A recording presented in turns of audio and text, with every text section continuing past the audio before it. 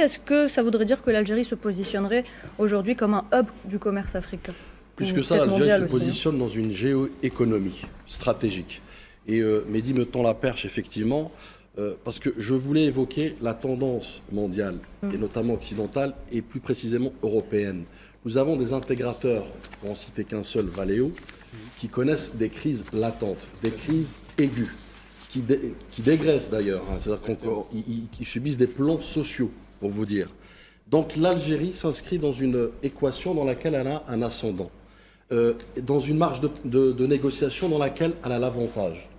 Contrairement à certains pays, et on n'a pas honte de le dire, notamment le Maroc, qui aujourd'hui n'obéit pas à la règle, mais surtout aussi qui va dans une déliquescence économique dans laquelle il n'est plus maître, et d'ailleurs il n'a jamais été maître de l'équation économique de son propre pays. Donc vous voyez que l'Algérie aujourd'hui, elle est dans un écosystème, effectivement oui, je reconnais, on reconnaît tous, tous les téléspectateurs, tous les Algériens reconnaissent qu'on revient de très loin, le président de la République revient de très loin, avec un passif dans lequel nous avons un ministre de l'Industrie, au lieu de défendre souverainement cette économie algérienne, il a tout fait méthodiquement et systémiquement pour la déconstruire et la phagocyter et l'exploser.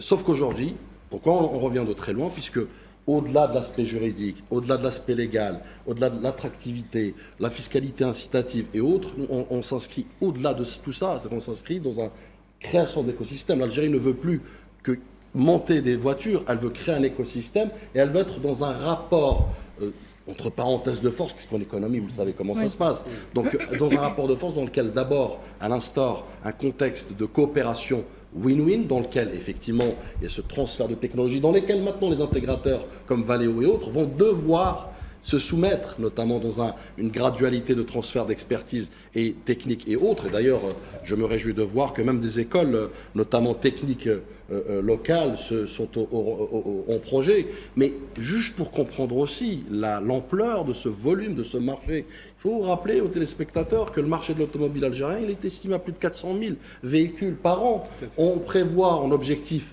primaire, effectivement, graduel, d'en produire 200 000 localement, et in fine, avec une stratégie bien pensée, qui a en tout cas, qui a bien rodée, qui a aussi un ancrage aujourd'hui très patriote, très souverain, puisqu'on est en train de forger une économie souveraine.